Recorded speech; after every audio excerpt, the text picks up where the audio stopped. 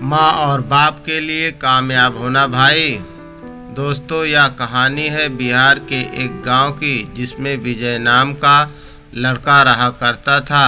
बचपन से ही पढ़ाई में होशियार विजय अपनी मम्मी पापा की आखिरी उम्मीद था। विजय के दादा ने अपने समय में बहुत कर्ज ले लिया था, जिसको चुकाने में पापा की पूरी ज़िंदगी मजूरी में निकल गई। उसके पास थोड़ी सी ज़मीन थी, जिससे उनका गुजारा हो रहा था। पापा की तबीयत मजूरी करने से खराब रहती थी, पर पापा विजय को इस बात का एहसास नहीं होने देते थे। विजय को पढ़ाई में इतना होशियार देखकर उसके मम्मी पापा ने हर वह काम किया जिससे वह विजय को पढ़ा पाए। विजय की कॉलेज की पढ़ाई खत्म हो गई थी और वह एक छोटी सी नौकरी करने लगा, जिससे उनका खर्च निकल जाता और साथ में वह कलेक्टर बनने की तैयारी भी कर रहा था। विजय अपने वक्त का एक मिनट भी फालतू नहीं गुजारता था। विजय ने पूरा समय पढ़ाई और नौकरी में ही लगा दिया। विजय के पापा को यह पता था कि वह कलेक्टर बनना चाहता था, इसलिए घर की हालत बहुत ज़्यादा खराब होने पर भी उन्होंने विजय से कभी इस बात का जिक्र नहीं किया और न उसको अच्छी नौकरी करने के लिए कहा। लगातार 2 साल तक विजय पास नहीं हो पाया। उसके बाद भी उसके पिता ने अपना घर और ज़मीन गिरवी रखकर विजय को IAS की कोचिंग ज्वाइन कराई और उसकी नौकरी भी छुड़वा दी और केवल पढ़ाई करने को कहा। विजय के पापा हमेशा उससे कहा करते, बेटा खेत और घर दोबारा आ जाएंगे, पर कलेक्टर दोबारा नहीं बन सकते। विजय पूरे साल पढ़ाई करने के बाद विजय का रिजल्ट आ गया, जिसमें वह अच्छे नंबरों से निकल गया था। आज उसके पिता से ज़्यादा खुश कोई नहीं था। ऐसा लग रहा था जैसे विजय का सपना पूरा होने वाला है, पर भगवान को कुछ और ही मंजूर था।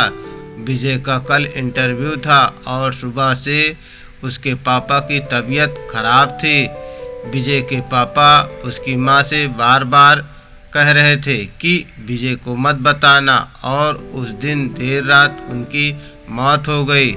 अब एक माँ जिसकी गोद में उसका पति गुजर गया और वह अपने दर्द को भुलाकर अपने बेटे की जिंदगी के बारे में सोच रही थी। माँ ने पड़ोसियों तक को इस बात का एहसास नहीं होने दिया कि उसका पति अब नहीं रहा। पूरी रात ऐसे रोई कि आवाज़ भी न निकले, और सुबह विजय जब इंटरव्यू देने जाने लगा तब माँ और पापा को आशीर्वाद के लिए उसने माँ को कॉल किया। माँ ने पूरी हिम्मत लगा दी अपना सच छुपाने के लिए और विजय को आशीर्वाद दिया। और जब विजय ने पापा से बात करने को कहा तो माँ बोली, पापा अब तुमसे बात नहीं करेंगे, वह कलेक्टर से बात करेंगे।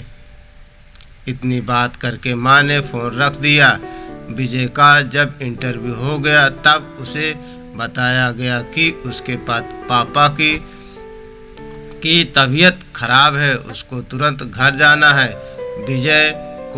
विजय को एक पल नहीं लगा अपने पिता की हालत समझने में। घर पहुंचकर पिता के पैरों में गिरकर वह जोर जोर से रोने लगा और कहने लगा, पापा उठो, देखो मैं कलेक्टर बन गया।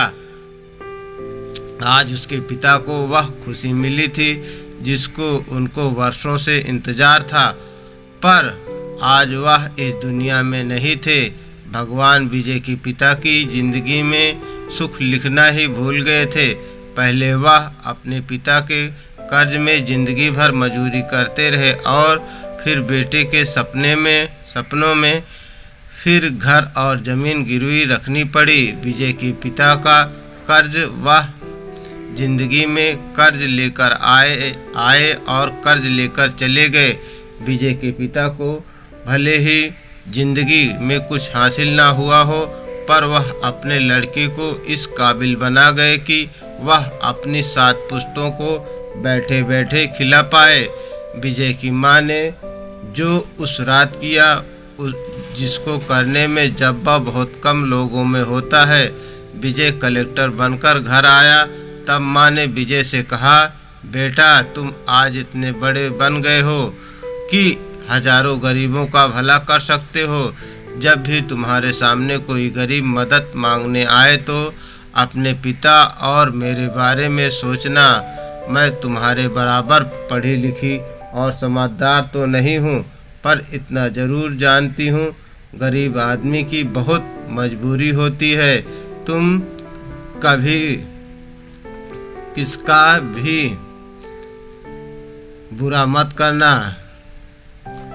दोस्तों, इस कहानी से हमें यह शिक्षा मिलती है कि वक्त कितना भी खराब हो, हम उसे बदल जरूर सकते हैं। माँ और बाप के एहसानों को हम कभी नहीं उतार सकते हैं, पर हम अपने कर्मों से उनकी इच्छा ज़रूर पूरी कर सकते हैं।